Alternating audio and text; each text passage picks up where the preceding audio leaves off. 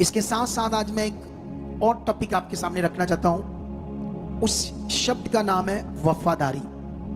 वफादारी के ऊपर आज मैं एक टॉपिक तुम्हारे दिमाग में सेट करना चाहता हूं। आई होप अगर तुमने इसे पकड़ लिया तो फिर देखना एक दिन तुम जबरदस्त गवाही के साथ आओगे। आज बहुत कुछ हम सुनते रहते हैं यूसुफ के बारे में। आज मैं यूसुफ के जीवन से कुछ पॉइंट आपको दूंगा, कुछ वफादारी के ऊपर, जिस शब्द का नाम है वफादारी।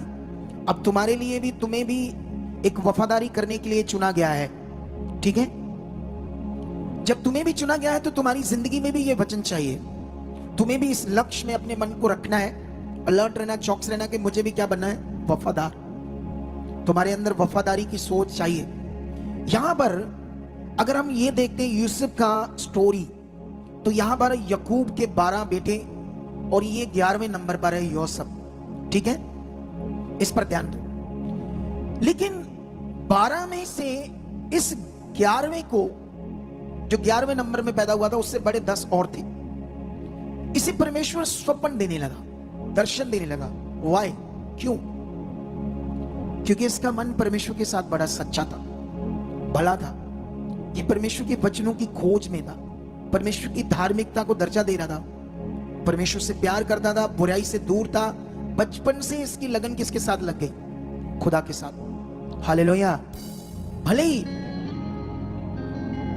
ये जो यूसुफ था, ऐसा नहीं घर से ये गरीब था, ऐसे भी नहीं था, क्योंकि ऑलरेडी इसका डैडी, इसका पापा भक्त था परमेश्वर का, तो परमेश्वर ने उसको ही बहुत बढ़ा दिया था। बहुत कुछ था इनके पास, सब कुछ था। हालेलुया। लेकिन याद रखो, सब कुछ होते हुए भी ये किसकी खोज में लग गया? कई बार होता है जिसके बाप ने मेहनत की होती है, सब कुछ होता है उनके पास, उनके बच्चे थोड़े से नखट्टू होते हैं, इतना अच्छा स्ट्रगल या मेहनत करने में आगे नहीं आते, क्योंकि सब कुछ आसानी से मिल गया, तकलीफ नहीं हुई इन्हें। अगर तकलीफ झेलते तो उन्हें पता होता कि मेहनत क्या होती है, जिंदगी क्या होती है। कुछ बच्चे ऐसे नखट्टू होते हैं अपने माता पिता के, लेकिन हमें ये सीखना है। कितनों को बात समझ आ रही? लेकिन ये ऐसा नहीं था, ये स्टार्टिंग से अपना मन स्ट्रॉन्ग रख रहा था परमेश्वर के साथ, इसीलिए परमेश्वर इसको दर्शन देने लगे। और जब परमेश्वर इसे दर्शन देने लगा तो एक प्लान था परमेश्वर का, क्योंकि आने वाले समय में दुनिया के ऊपर अकाल पड़ने वाला था, दुनिया के ऊपर, दुनिया ने नष्ट होना था, तो इसलिए परमेश्वर इसको दर्शन देने लगा एक प्लानिंग के तहत। पर कितनों को बात समझ आ रही? जैसे अभी बाढ़ आई है तो लोग नहीं जानते थे बाढ़ आने वाली है, लोगों को नहीं पता था कि क्या होने वाला है अभी पंजाब में, क्योंकि हर साल जो बारिश होती वही सोचती, ठीक है?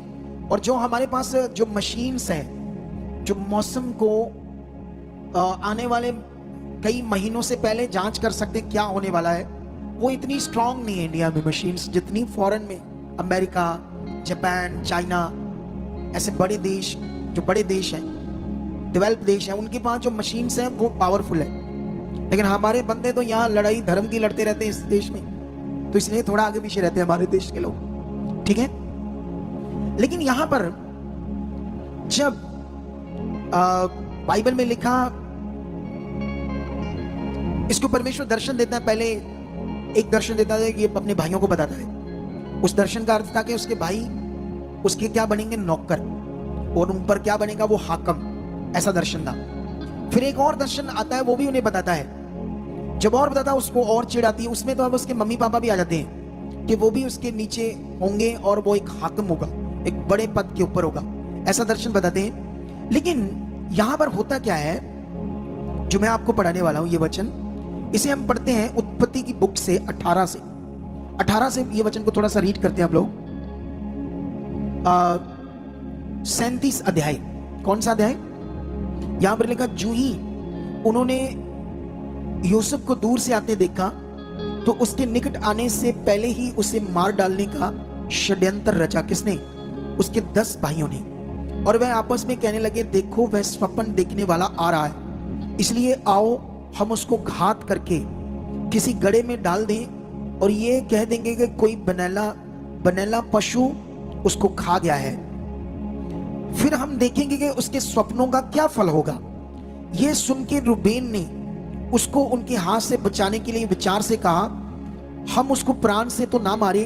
फिर रूबेन ने उससे कहा, लहू मत बहाओ, उसको जंगल के इस गड्ढे में डाल दो और उस पर हाथ मत उठाओ, वह उसको उनके हाथ से छुड़ाकर पिता के पास पहुंचाना चाहता था।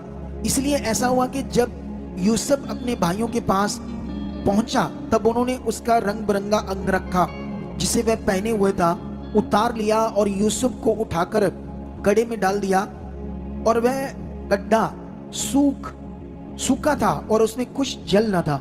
हालेलुया।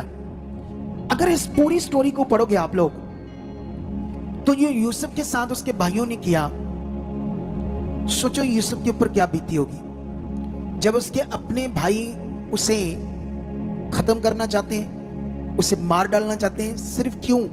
क्योंकि जो उसे स्वप्न आ रहे थे, दर्शन आ रहे थे, उनके अकॉर्डिंग वो उन पर हाकिम बनेगा, बड़े पद पर बनेगा, और उन्होंने कहा कि इसे हम मार देंगे तो अब इसके फलों का, इसके स्वप्नों का फल क्या होगा। अब ये जो भाई हैं ये किसके गुलाम हैं? दुष्ट के। पाप की गुलामी किसकी गुलामी है? दुष्ट की। इसीलिए लोग आज जानवरों की पूजा कर रहे हैं, पत्थर, मटीरियलिस्ट चीजों की, क्योंकि गुलाम है ना नेगेटिविटी के। उन्हें समझ नहीं आती, समझाओ तो बुद्धि बंद है, लेकिन तुम्हारी बुद्धि खुल गई है, तुम बचाए गए हो। शुक्र करो खुदा का, तुम्हारा मन खुला है, तुम नाश नहीं होगे।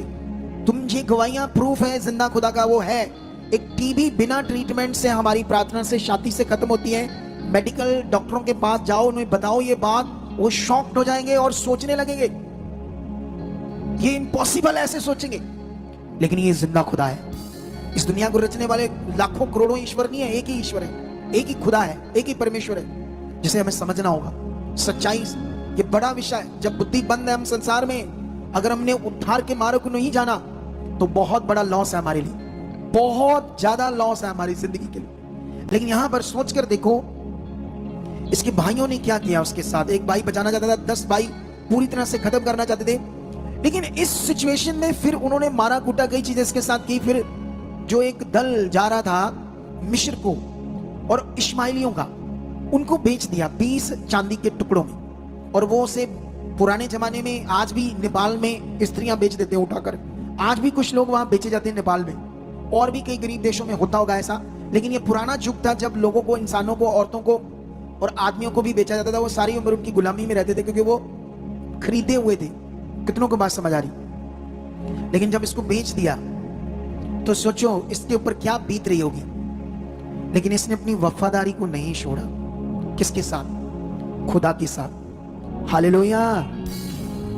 इतनी बैड सिचुएशन, भाइयों ने मारा, बेच दिया, गुलाम बन गया, मिस्र में जाकर ये एक पोती पर हाकिम उसके पास बेचा गया और उसके घर में ये काम कर रहा है, सारे घर के काम, सारी चीजें। लेकिन गुलामी में भी जिस घर में ये काम कर रहा है वफादारी से कर रहा है, ईमानदारी से कर रहा है, सच्चे दिल से कर रहा है। कोई परमेश्वर के सामने उल्हाना नहीं, कोई कुड़कुड़ नहीं, कोई चीख चहाड़ा नहीं, कोई जैसे करते हैं लोग, बहुत सारे कुड़कुड़ बड़ा करते हैं। कुड़कुड़ करने वाले कभी सफल नहीं होंगे। तुम्हें अपने शरीर को मारना होगा और आगे बढ़ना होगा। इतनी बड़ी खतरनाक सिचुएशन में ये खुदा के साथ खड़ा और वफादार रहा। और जानते जिससे क्या हुआ? इसकी ईमानदारी देके, इसका तगड़ा मन देके इसके हाकिम ने इसे पूरी चीजों पर अधिकारी ठहरा दिया। क्योंकि इसके कारण उसका बिजनेस, उसको बरकत ज्यादा आने लगी, क्योंकि इसका दिल बड़ा सच्चा था, सच्चे मन से काम करता था। हालेलुया। अगर यहां मेरे साथ जो काम करते हैं, सेवा करते हैं, कोई गेट पर ड्यूटी देता है, कोई सैलरी लेता है, कोई फ्री करता है। कितने लोग सैलरी लेके यहां सेवा करते हैं। कुछ लोग आलसी हैं, कुछ लोग कुछ नहीं करते, इधर उधर टाइम पास करके घर चल जाते हैं। कुछ लोग वफादारी से कि नहीं, ये प्रभु का घर है, मैं प्रभु के लिए कर रहा हूं, ये प्रभु का काम है, मुझे दिल से करना है और पूरे मन से और खराई से करना है, जैसे इसने किया। इसका हार्ड वर्क था। पता नहीं शुरू में उसके कपड़े, बर्तन, बच्चों को देख रेखा करना, झाड़ू पोछा करना, क्या क्या करना, सारा हार्ड वर्क। लेकिन उसको भी ईमानदारी से। यहाँ कुछ बच्चे तो आते हैं, कोई यहाँ हार्ड वर्क नहीं है, कोई इधर ईंट नहीं उठानी, कोई झाड़ू नहीं लगाना, कोई कुछ नहीं करना। कुछ लोगों की ऐसी सेवा है, लेकिन वो कितने ईमानदार हैं, वो कितने खरे हैं। अगर खरा मन है तो यहां और बढ़ेगा और अच्छा होगा। हालेलुया। इसीलिए उस हाकिम को बड़ी बरकत आई, इतना पवित्र दिल। लेकिन जब शैतान ने देखा कि ये तो इसका खुदा का प्लान इसकी जिंदगी में पूरा हो जाएगा, ये तो निश्चय परमेश्वर की इच्छा को पूरी कर देगा, जिस तरह से ये लगा है, किसी तरह से मन नहीं खराब करा, किसी हालात में आगे पीछे नहीं, खराई से बना हुआ खुदा के साथ। कोई कंप्लेन नहीं, कोई रोना नहीं, कोई चीखना नहीं, कोई झगड़ा नहीं, कोई क्लेश नहीं। अगर यीशु मसीह में चलने वाले शादीशुदा होते हैं, जब झगड़ा क्लेश करते हैं, पंजाबी च कहते दुर फुटे मुंह एहो जे लोकां दा, पंजाबी का एक शब्द है।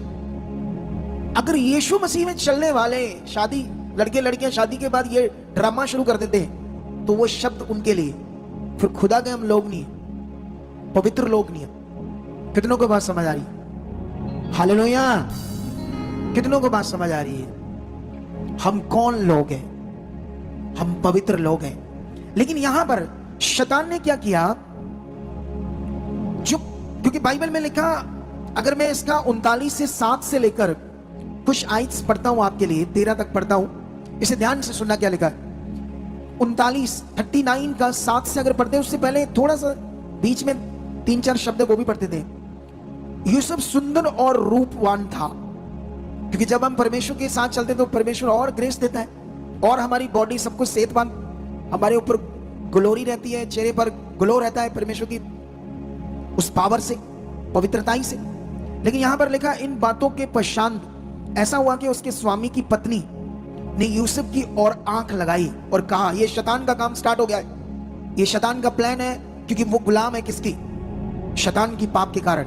अब शैतान उसे यूज करना चाहता है, यूसुफ को गिराना चाहता है पाप में। लेकिन यहां पर लिखा, मेरे साथ सो।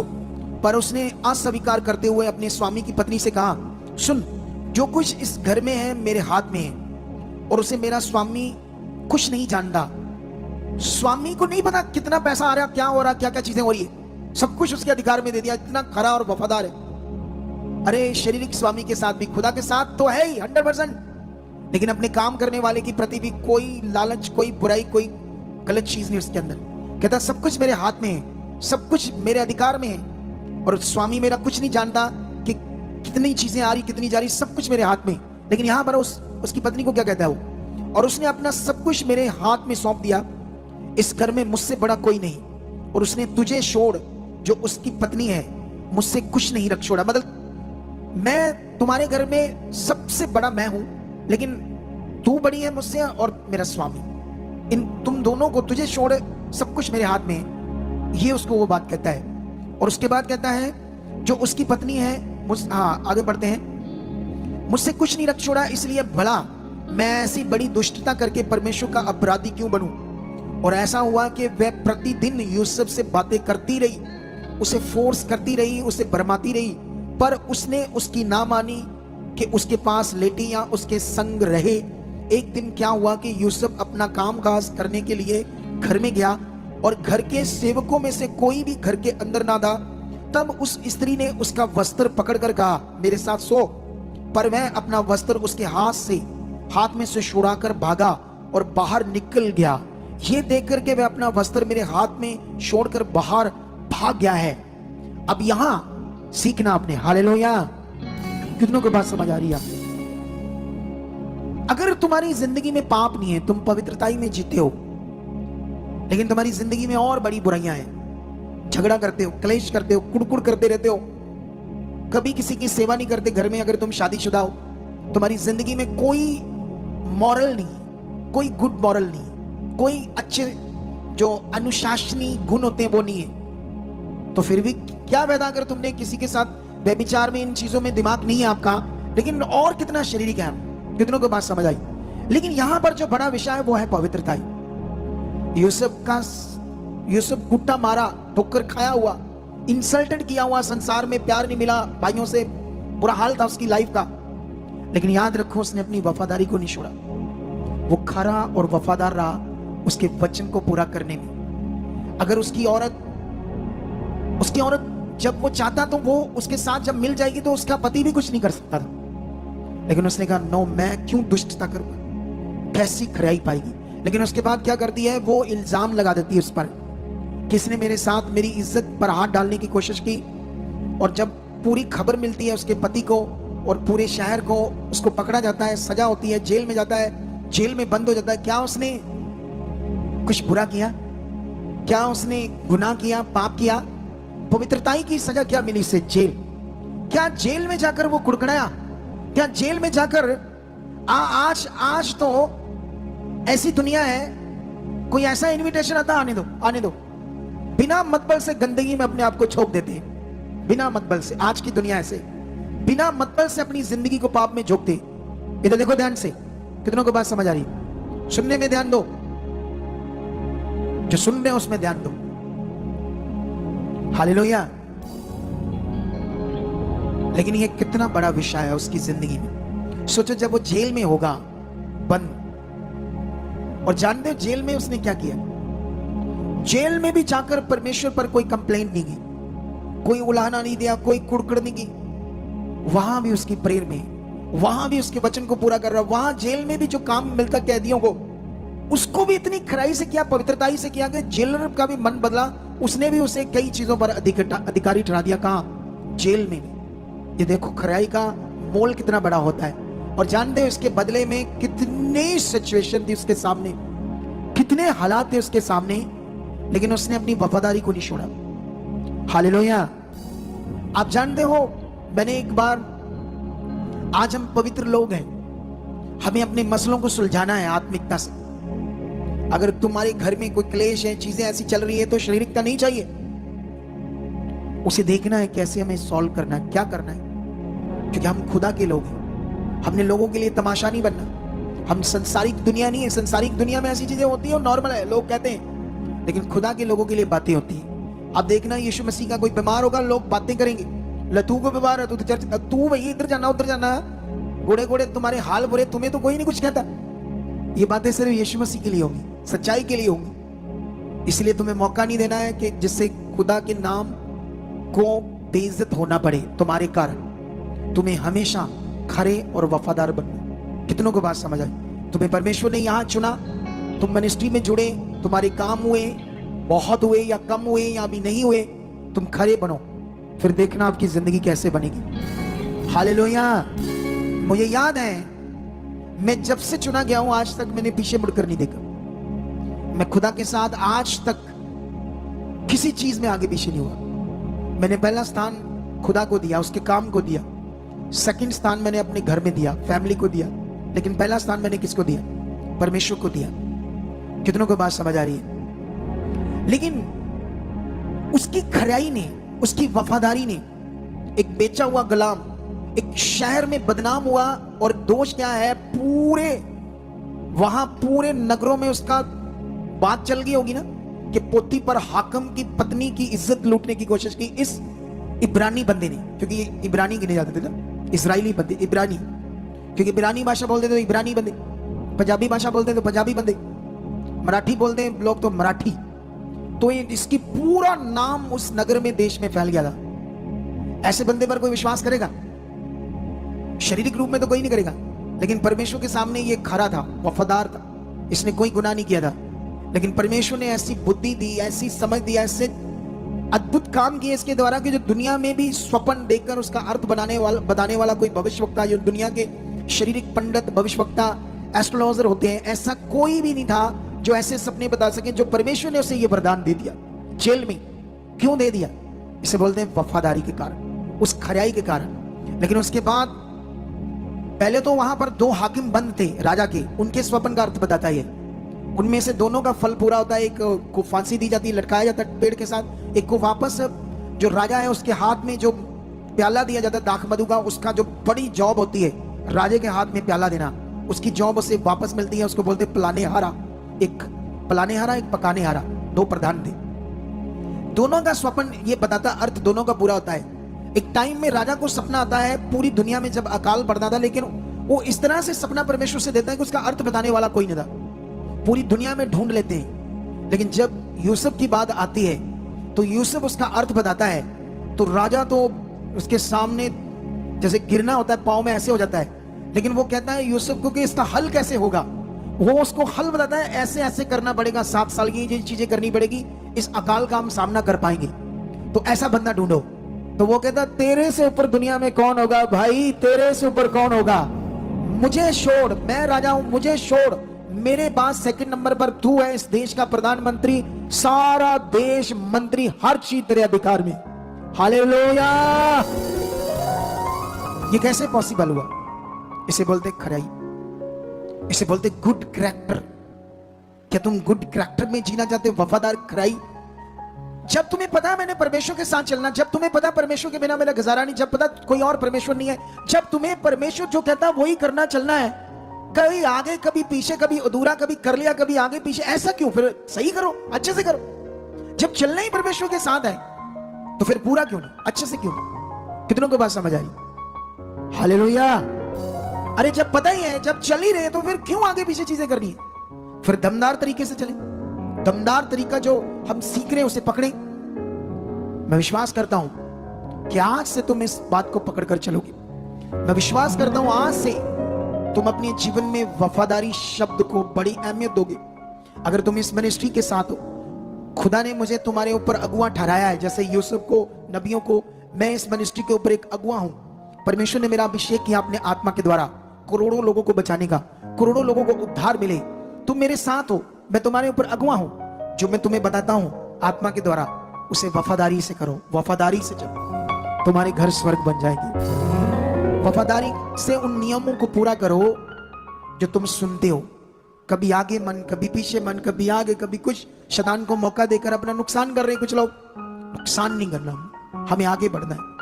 हालेलुया। आप जानते हो हमारी टीम कल राशन बांट